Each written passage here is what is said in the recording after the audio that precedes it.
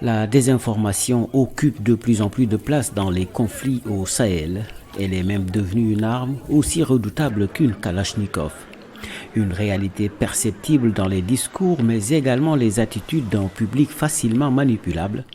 Rien de surprenant pour Samba Dialem-Pabadi, chercheur en désinformation. Puisque en Afrique subsaharienne, on a de plus en plus de conflits, et ces conflits se déroulant dans un contexte bien particulier, c'est tout à fait normal qu'on voit aussi que dans le même contexte, on voit une sorte d'explosion de la désinformation avec l'émergence d'Internet, des réseaux sociaux, mais aussi on voit que de plus en plus les acteurs en conflit aussi se saisissent de ces outils-là pour faire de la désinformation ou pour faire leur propagande. L'institutionnalisation de la propagande soutenue par le numérique accentue la vulnérabilité des populations à la désinformation. Cette perversion des réseaux sociaux est perçue comme un véritable danger pour la stabilité du Sahel par Dr Mamadou Bodian, chercheur, membre fondateur du groupe de recherche sur le Sahel.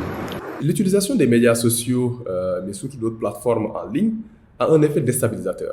Pourquoi? Parce qu'il peut conduire notamment à créer un environnement de peur, à amplifier parfois les clivages. Mais il ne faudrait pas s'attendre à ce que la situation revienne à la normale, puisque nous sommes aujourd'hui à l'ère du digital et du numérique.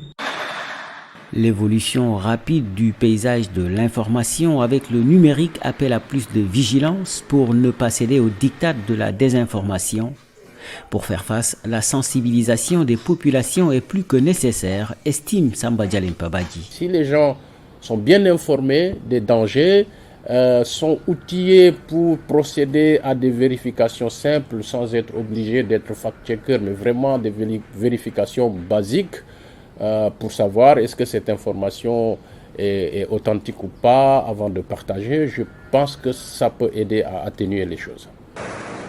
Mais le contrôle des flux d'informations qui passent par les réseaux sociaux et la lutte contre la désinformation passent, d'après Dr Mamadou Bodian, par des décisions fortes des États en termes de législation. Aller aussi vers une plus grande conscience par les citoyens de l'importance de se retenir quand il s'agit justement de partager des informations qui ne sont pas vraies et qui ne sont pas vérifiées, mais surtout amener l'État à mettre en place des régulations, des législations qui permettent de protéger contre la désinformation.